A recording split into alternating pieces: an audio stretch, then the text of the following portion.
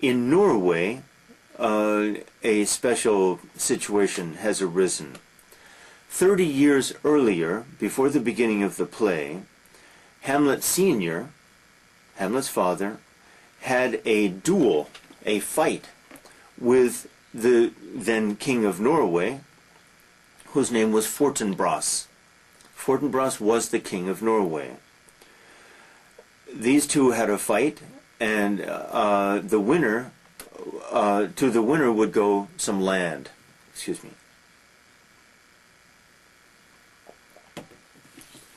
Hamlet Sr. won the fight. Fortinbras, King of Norway, died, dead. Now Fortinbras had a son also, and his name is Fortinbras also. So we refer to Fortinbras Jr., Hamlet Jr., Fortinbras Sr., dead 30 years ago, Hamlet Sr., dead 2 months ago. Okay. Meanwhile, the King of Norway is called Norway. That's a little confusing. He was the brother of Fortinbras Sr. So Norway is the King of Norway, and now Claudius, Hamlet's uncle, is the King of Denmark.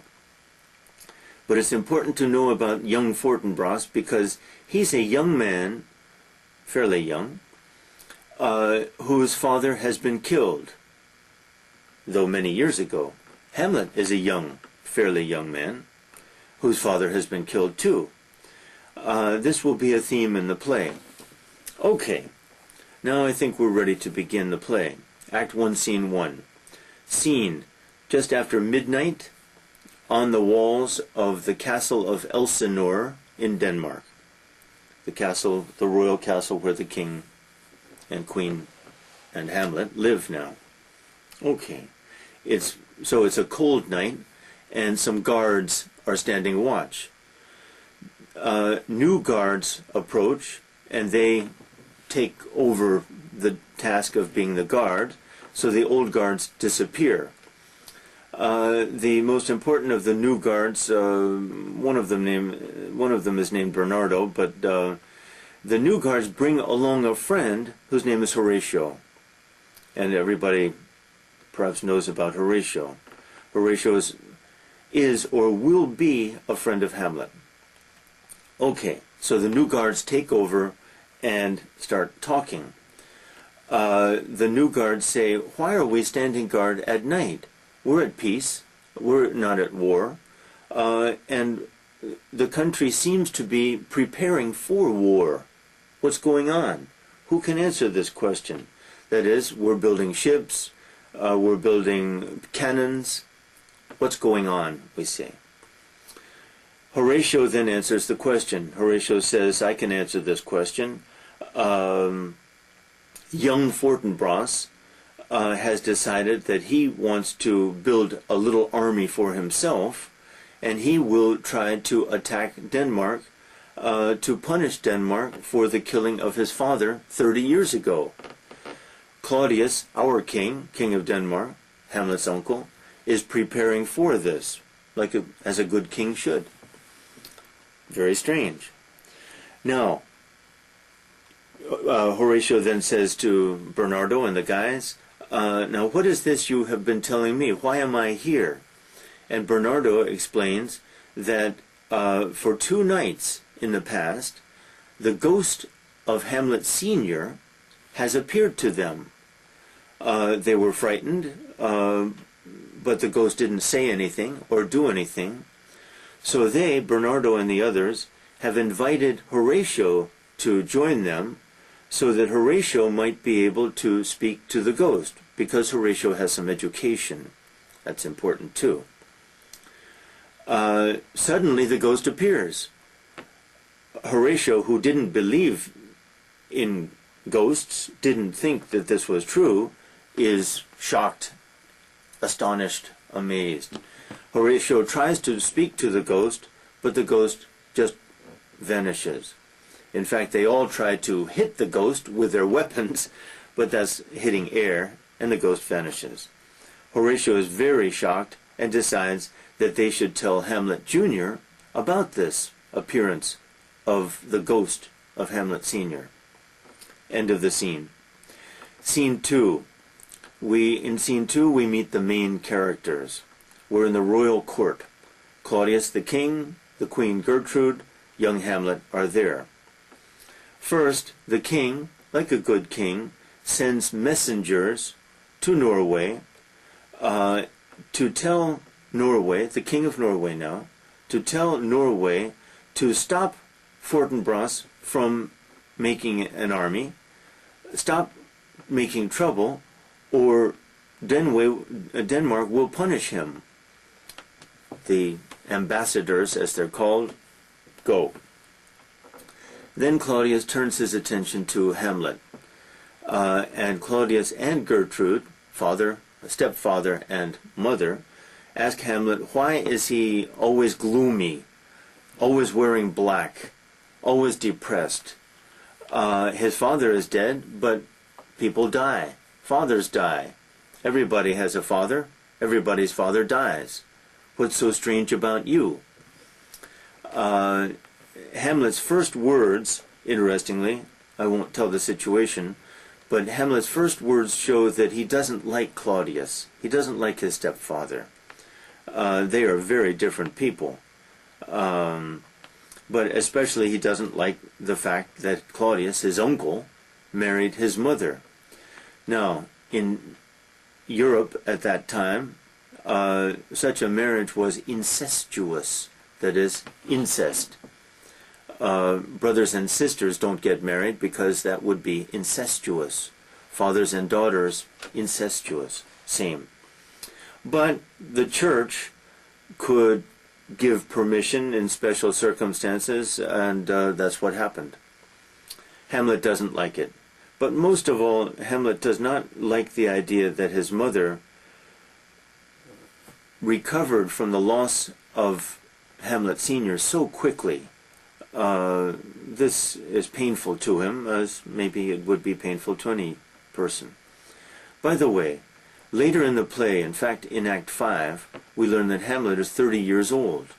Hamlet is no boy. It's true that often he seems to be kind of boyish, but 30 years old, and that comes out in Act 5. Okay, so Claudius and Gertrude say to Hamlet, please don't go back to your university, because Hamlet is a university student, 30 years old. Possible. That's a lot of years of study. Even I wasn't still a student at 30. Anyway, and Hamlet says, okay, I'll stay here. Well, this makes everybody happy, or seems to. And Claudius says, hooray, well, we will drink tonight and shoot the cannons to celebrate the fact that the prince, Hamlet, is staying with us. A lot of drinking going on in this play, and this gets us to near the heart of the play. The play is about, to some degree, is about decadence, a decadent society. That is, a society in which the moral values are falling. To some extent it's about that.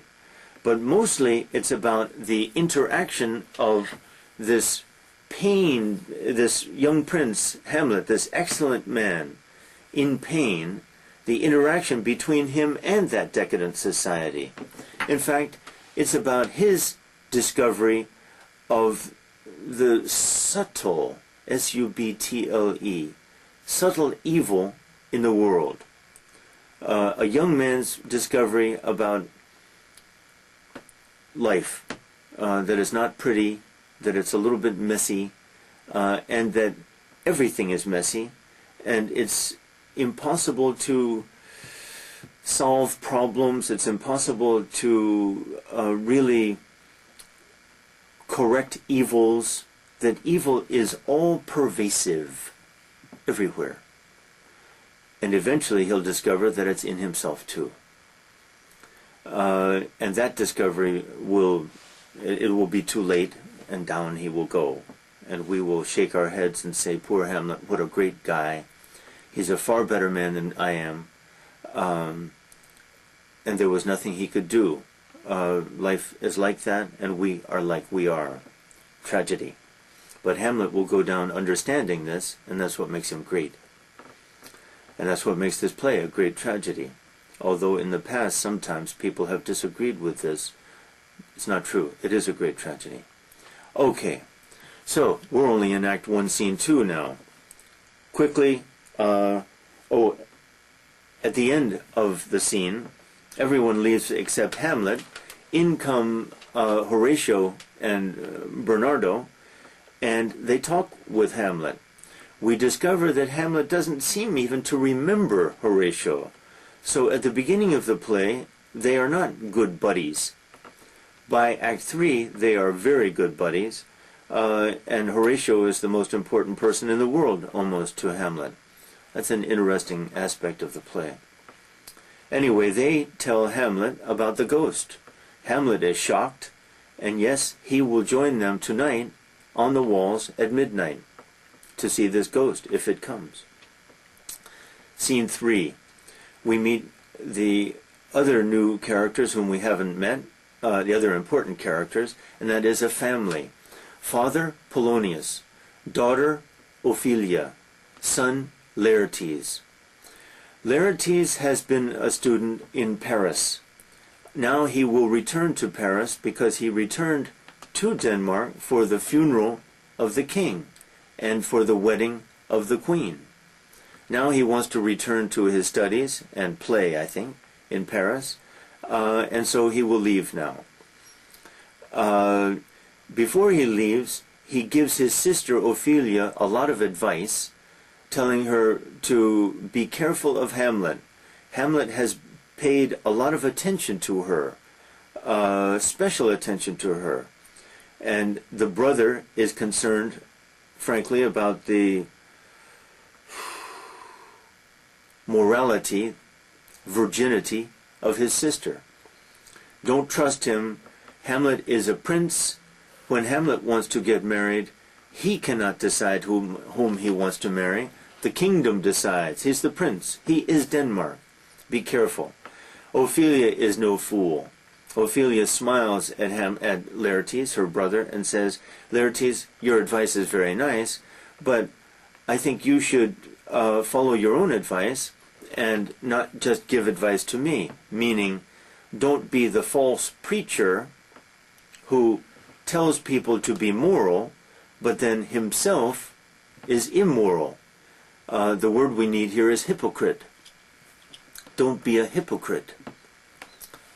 So it's very important to notice that Ophelia is not a fool. She's not silly, not stupid. She's clever. Laertes is ready to leave. In comes their father Polonius, who is a very talkative man, not a bad man, tries to be a good father, tries to be a good man. He is a high-ranking official in Denmark. High-ranking, like a Secretary of State, kind of, a little bit. But he talks too much, and he loves to hear himself talk. A little bit foolish. So he comes in, says goodbye to his son, gives his son some famous advice, too famous, really. To thine own self be true, and it follows, thou canst not then be false to any man. This advice is practical, but in the mouth of Polonius, he's not very true to himself, and it's almost another sign of the moral trouble that Denmark is in. That is, people say nice things, but don't do nice things. But then in life, people say nice things sometimes, and don't do nice things. Okay. Goodbye, Laertes. Be a good boy in Paris. Then Polonius starts talking to Ophelia. He asks what was Laertes talking to her about. He was giving me advice about Hamlet. Ah, yes, says Polonius. I meant to talk to you about this. Yes, stay away from Hamlet. In fact, stay away from Hamlet. I forbid you to spend time with Hamlet. This is important. Okay, says obedient daughter Ophelia. Scene 4. Scenes 4 and 5 run together and end the act. In scene 4, Hamlet arrives on the walls of the city. It's midnight again. They talk about things. Suddenly the ghost appears. Hamlet tries to talk to the ghost, but the ghost disappears, that is, seems to walk away. Hamlet decides to follow the ghost. The other men, Horatio and the others, try to stop him because they think this is very dangerous. After all, can you trust a ghost? Is a ghost necessarily an honest ghost? Necessarily? No. Hamlet is the prince. Their duty is to protect Hamlet. Hamlet is Denmark. But Hamlet violently, and it shows his excitability. Excitement, excitability. It shows his excitability, which is perhaps his flaw. Anyway, he says, away from me, you guys, I'm going to talk to that ghost. And he disappears, following the ghost. The other guys scratch their heads and say, what should we do? And then they decide to follow him. But it's dark, there's fog, F-O-G also, and they can't find him. Scene 5, the ghost talks to Hamlet. Shui! The ghost talks to Hamlet. Basically, the ghost tells Hamlet that Claudius, his brother, killed him. That Claudius, before Hamlet Sr. died, had been having a love affair with Gertrude. And this shows us the corruption. More of the moral corruption of Denmark, but of life. Hamlet is shocked about this, and Hamlet promises to take revenge, to get revenge against his uncle for the death of his father. The other guys catch up to him. The other guys catch up to Hamlet, and Hamlet makes them promise not to say anything. In this scene, I think the one important thing is that Hamlet is so excited, he's silly almost. He's almost hysterical.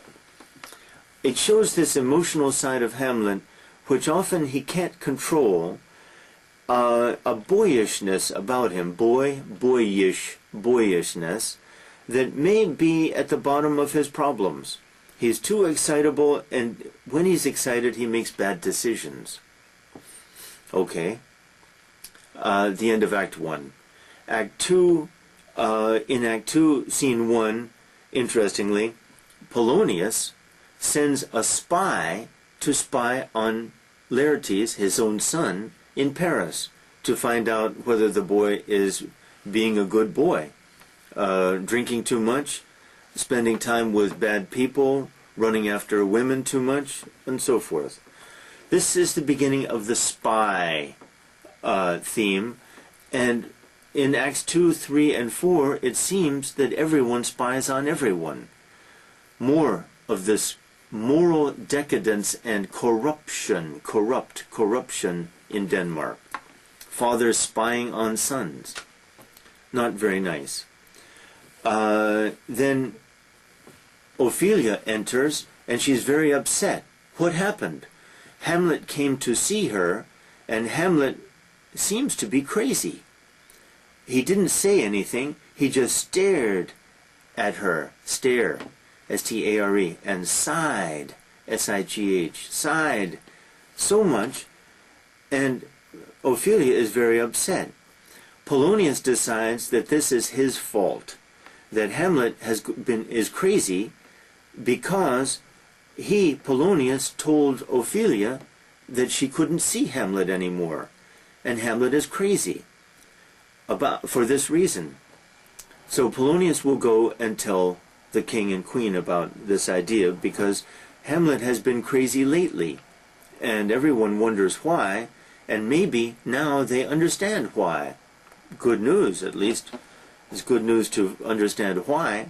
the prince is crazy, out of his mind, insane. Then Polonius tells the king and queen, the messengers, by the way, those ambassadors arrived from Norway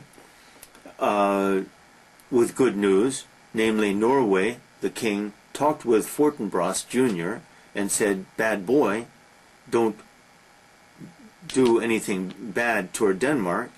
Fortinbras said, sorry, uncle. And Norway was so happy that he gave a big present to Fortinbras. And by the way, Fortinbras has decided to attack not Denmark, but Poland. And Fortinbras wants permission to bring his army through Denmark on his way to Poland. Claudius says, I'll think about it. Good king, maybe. Good king, bad man. Possible. So then Polonius tells the king and queen, I think I know why Hamlet has been crazy recently is because of Ophelia. Maybe. Let's spy on him. Let's try to spy on them, in fact. So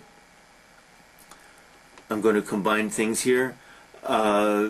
Basically, Hamlet and Ophelia have a conversation.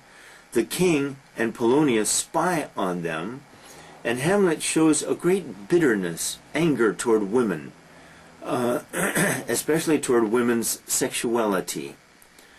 He says some terrible things about women, says some terrible things to Ophelia.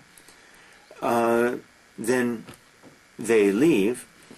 The king decides that he doesn't think Hamlet is crazy. He thinks something is bothering him, and the queen thinks, yes, the real reason is our quick marriage, my quick remarriage. And both of them are sad about this, and feel guilty about it, frankly. Okay. Then, a couple of new characters, Rosencrantz and Guildenstern, enter. They were friends of Hamlet in his youth, schoolmates. The king and queen ask them to really spy on Hamlet, or try to find out what is bothering Hamlet. Spy, spy, spy. They talk to Hamlet. Hamlet understands right away why they are there. It makes him a little bit angry. He makes fun of them, really. He taunts them. New word, T-A-U-N-T. He taunts them. While they are talking, though, enter the actors in a acting company, the players, as they're called. They are traveling around Denmark now. Hamlet knows them well. He knows them personally. Hamlet is a student of drama, and he loves acting, and he loves play-going, and it gives us a chance to see his intelligence, his wit. A big question is, does Hamlet always agree with Shakespeare? And the answer is no. That is, Shakespeare makes Hamlet say some things about drama which Shakespeare does not agree with. But Hamlet also says some very intelligent things about drama too. Okay. Hamlet has an idea. Hamlet talks with the player, the leader of the players. First of all, while he's with all of the players, he recites from memory part of a speech. It doesn't matter what the speech is about, but then the player recites the rest of the speech. And when the player recites the rest of the speech, he becomes very emotional. He cries, tears cover his face. He's an actor. And then then they stop that scene. That scene, by the way, is about a young man whose father was murdered, and the young man gets revenge. Another one. We have Hamlet, lost his father, must get revenge, but hasn't yet. We have Fortinbras, lost his father, wants to get revenge, a man of action. And now this guy, his name is Pyrrhus, long story, but Pyrrhus, young man, lost his father, man of action. This is a theme in the play. But Hamlet doesn't take action. And so we think maybe Hamlet thinks too much. Hamlet talks to the player alone and asks him to put on a play that evening in the castle in front of the king. And this play will be very similar, will have circumstances very similar to those in which Hamlet's father was killed. Hamlet's plan is that he, Hamlet, and Horatio, his friend, will watch the king, watch his reaction to the play. And if the king reacts to the play, that is, if he's upset, then Hamlet will know at last that the king is guilty, that the ghost was telling the truth. Because now we understand why Hamlet has delayed, why he has not taken action. First of all, can one trust a ghost? Are there no evil ghosts? Sure, there are evil ghosts, and Hamlet understands this. Second of all, this is a big thing. Can he really believe that Claudius killed his father? Before killing Claudius, he must have some evidence, some proof. So this is his chance to get some proof. But Hamlet is also very angry at himself, very upset. He's upset that he has not taken action quickly. He feels guilty about it. He calls himself an ass. He calls himself a rogue and peasant slave. And so we see that he's very emotional.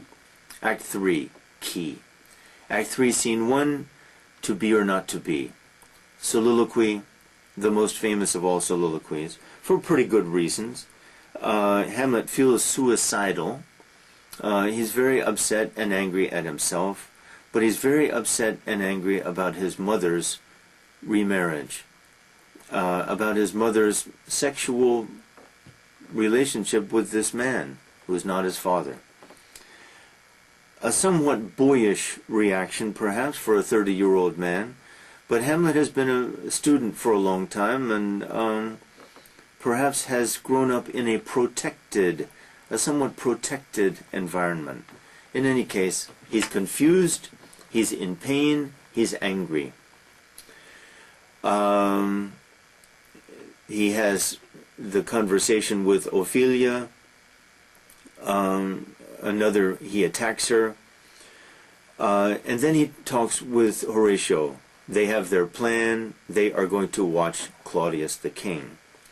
Scene 2, famous. The play within the play. The play within the play is crucial, and it's really at the heart of the play. In short, the king reacts to the play within the play. He is upset, he is horrified, and he leaves the room. Hamlet has his proof at last. Yes, the ghost was telling the truth. Yes, Claudius is guilty. Yes, I must kill Claudius. I promised to avenge, the verb avenge. I promised to avenge my father, and now I will. Scene 3. Scenes 3 and 4, key. In scene 3, the king, Claudius, is praying, or rather he's trying to pray. He's alone in his little chapel. He looks like he's praying. He's praying intensely, but we hear his words. And his words are, I wish I could pray, but I'm so guilty. I killed my brother. I married his wife. I know that heaven, God, will never forgive me unless I give up the throne, which I love, unless I give up my sister-in-law, whom I love. I wish I could pray. Hamlet comes by, sees Claudius, starts to draw his sword. Now is his perfect time to kill this man. Changes his mind. He decides that he will not kill a man who is praying because he assumes, this is the key, he assumes that the man will go to heaven. So, Hamlet makes a decision not to kill Claudius for the wrong reason, and he's wrong anyway, because Claudius was not praying. He simply seemed to be praying. And anyway, how can Hamlet make this decision? How can Hamlet decide, like God, as if he were God? How can Hamlet decide what God will do? Hamlet is playing God.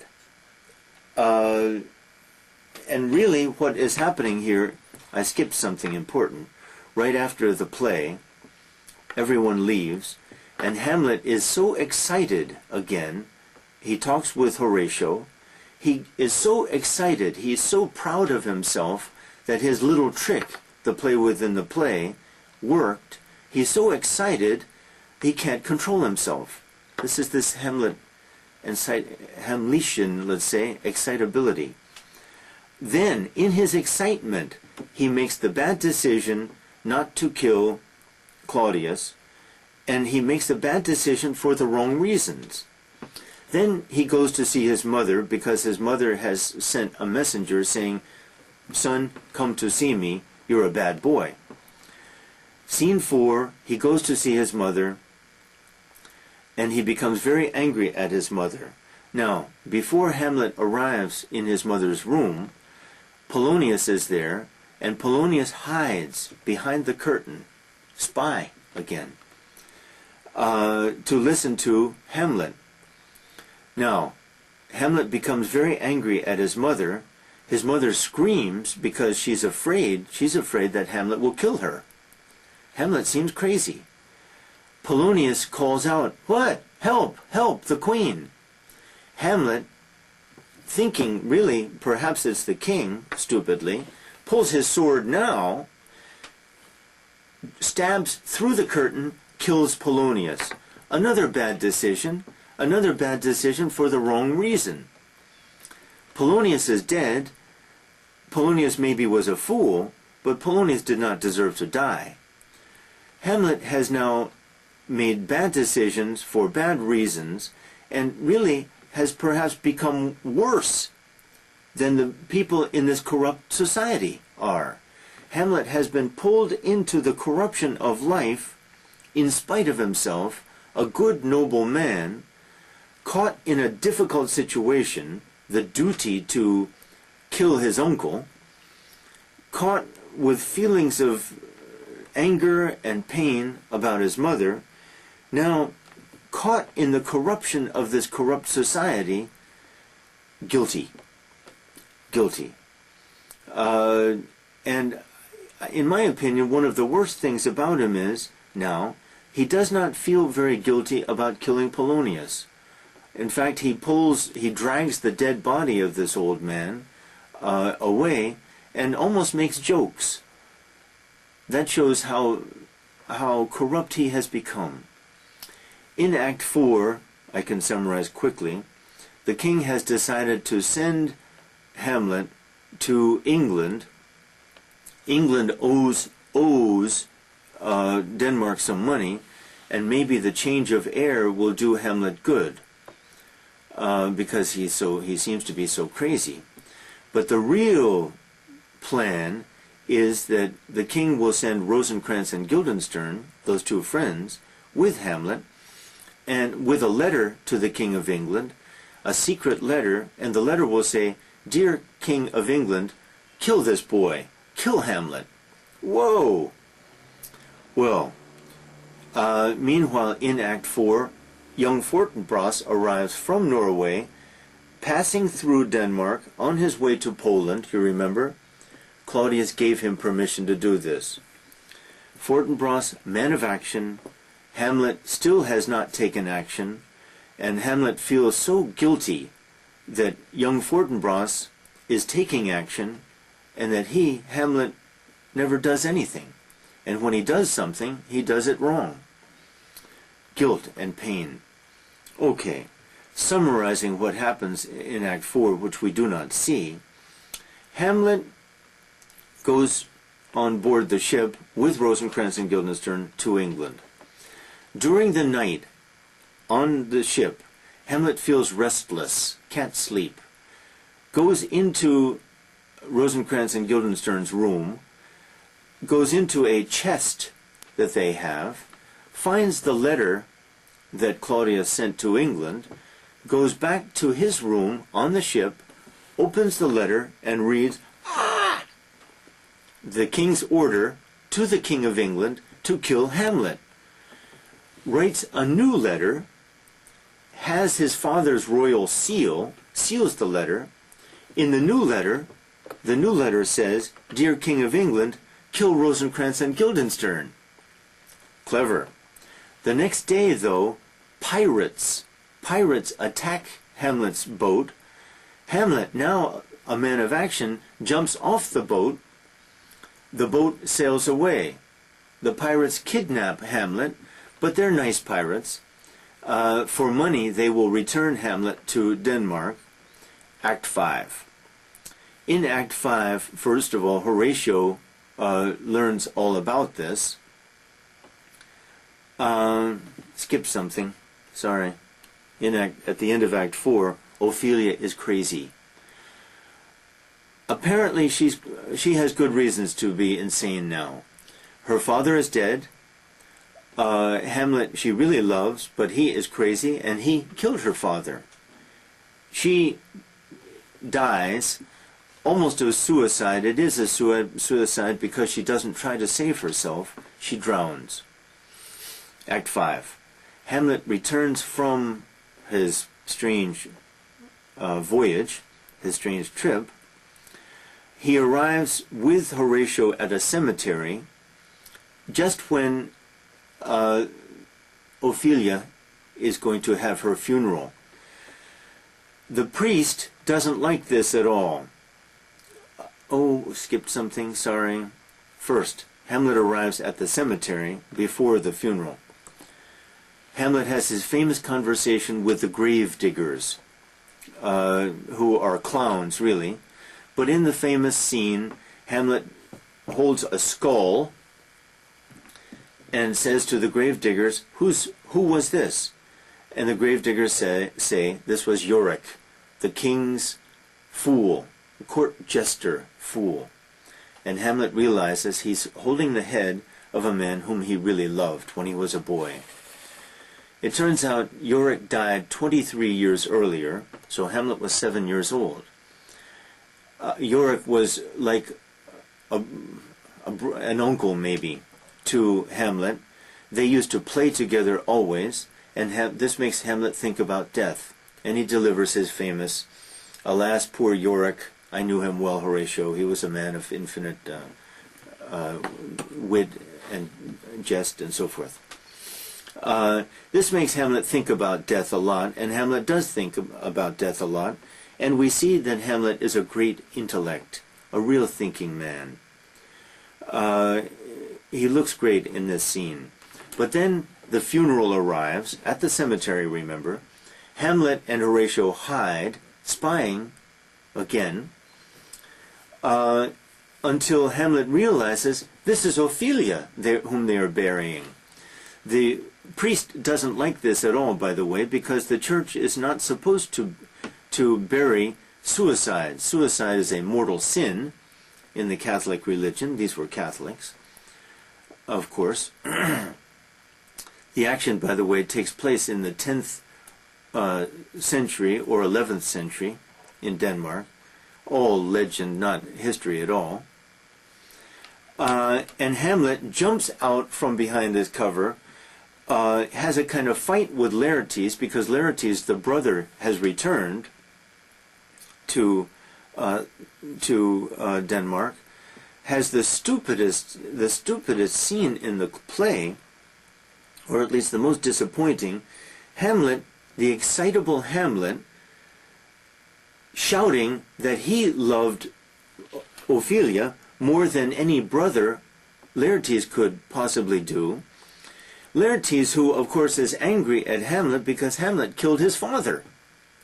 Laertes lost his father, Polonius, and Hamlet killed him. So we have another boy, or young man, who has lost his father, who wants revenge. Many of them in the play, but the only one who does not take action is Hamlet. Then this is part of the play.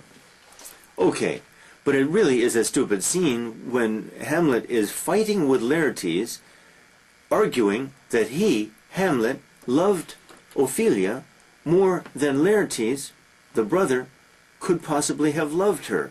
Well, this is stupid. More of the excitable Hamlet showing bad judgment. Okay, Act 5, the final act. Sorry, but Hamlet is so important to your education. I think this is okay. I hope this is okay. Act 5, very famous. In Act 5, we see a new Hamlet, and it's the Hamlet whom we can love and respect. The Hamlet of Act 5 is a great man, and it is sad to watch him go, but his death now is inevitable. Inevitable, a word you must understand. Can't be avoided.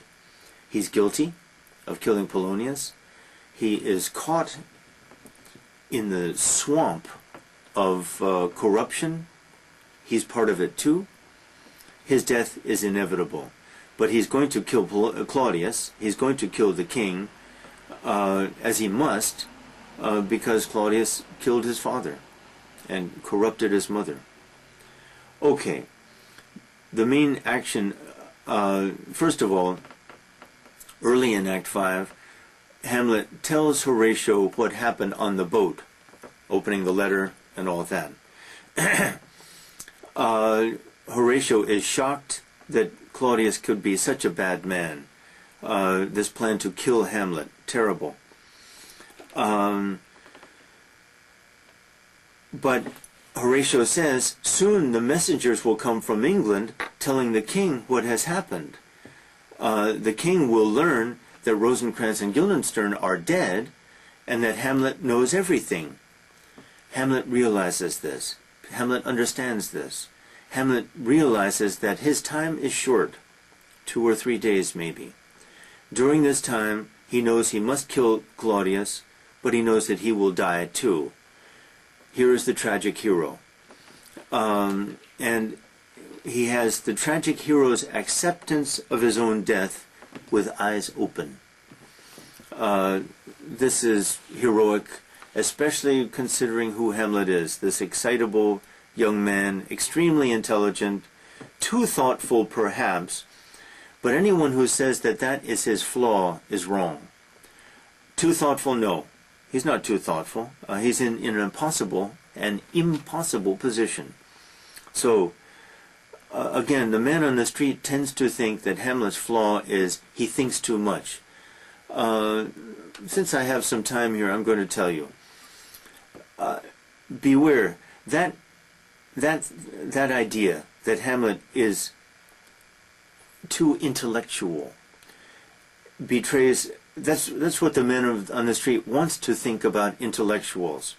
The man on the street flatters himself, we men on the street maybe, flatter ourselves to think, oh, intellectuals, they are fools, they are not practical, they are not men of action.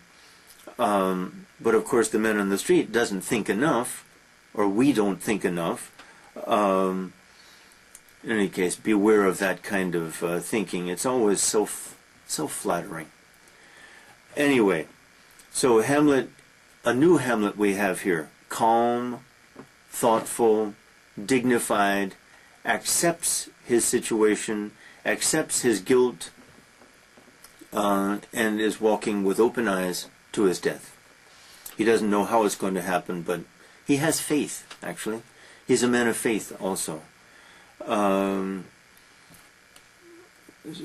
Special providence in the fall of a sparrow. It's wonderful, actually. Hamlet in Act 5 is the best of the heroes, really. Okay. Then, meanwhile, Laertes has been causing problems. He is angry about the death of his father, of course, and he blames Claudius, the king, for not controlling that crazy Hamlet. And he's got a point. And many other men who are not happy with Danish society have joined with Laertes, and there's almost going to be a revolution. But the king talks to Laertes. He convinces Laertes that it's not his fault what happened, that he doesn't like Hamlet either, and they will join together in a plot to kill Hamlet. Laertes likes this idea, so Laertes is guilty now too, because the plot is ugly. The idea is this. Claudius will bet Hamlet on a sword fencing, you know fencing from the gold medals that Korea won in the Olympics, in a fencing match. Hamlet versus Laertes. Laertes is a famous swordsman. Hamlet is a much more famous swordsman. Hamlet is a great swordsman. So remember this, we're seeing a Hamlet who's a man of action here. We saw it on the boat when he fought the pirates. We saw it stupidly against Laertes. And now we learn that Hamlet is a soldier, a man of action, a great swordsman. He's not just a bookish intellectual. The bet is they will have 12 matches. The king bets that Hamlet will win at least 9 of them. Well, that's amazing. Laertes is a very good swordsman. But the king bets that Hamlet will win at least 9 of those 12 matches. If Hamlet wins 9, the king wins a prize. If Laertes wins 4, that is more than 3, 4, then Laertes wins a big prize. Okay. But Laertes and the king have a plan. One of the swords will be blunt, that is, like this, won't hurt anybody, but one of them will not be blunt, will be sharp, deadly. And they have a second plan. They are going to put poison on that sharp sword. Of course, Laertes will get the sharp sword. Hamlet won't notice anything. He's a trusting, noble young man. Laertes will have the sharp sword with the poison on the tip. A third plan, the king will put poison in a cup of wine and will offer Hamlet a cup of wine during the match. Hamlet will be very warm, want to drink. So Hamlet is dead. One way or another they will kill Hamlet. During the match, Hamlet is winning, but Laertes becomes very angry and stabs Hamlet when Hamlet isn't even looking. Hamlet becomes angry, they wrestle, Hamlet gets the poisoned sharp sword, stabs Laertes. Laertes is dead, and he knows it. But before he dies, he tells Hamlet everything. He tells Hamlet about the poisoned cup. By the way, Hamlet didn't drink, but Gertrude, the queen, drank. Very sad. I think really she felt that the cup was poisoned. She felt that it was intended for Hamlet, and she felt that she wanted to die. So in the end, she recovers a little dignity too. Hamlet learns that about the sword, the poisoned sword, about the poisoned cup, stabs the king at last. Everyone is horrified and shocked. Dead bodies everywhere. Laertes is dead. The queen is dead. The king is dead. Hamlet is dying. In his final minutes, he talks with Horatio. Famous, very moving scene. He asks Horatio to explain to people what really happened. Horatio wants to die. He takes the cup and says, "There's still some poison in here. I'm going to drink it." Starts to drink. Hamlet, his final effort, pulls the cup away from Horatio. Very moving that Horatio wanted to die. Great friendship between those two. And final scene, Fortinbras is passing back through Denmark from Poland just in time to find lots of dead bodies. The king is dead, the queen is dead, the prince is dead, Hamlet, Fortinbras says, I think I'll be king of Denmark. The man of action wins, but he's going to bury Hamlet like a soldier, not just a prince, but a soldier. So Hamlet, the man of action, the soldier, the intellectual, the tragic hero, is dead, of course. Fortinbras has the final words, because in a Shakespearean drama, in a tragedy, the highest ranking person has the final words always. That's Fortinbras. The curtain goes down. Great play. Okay.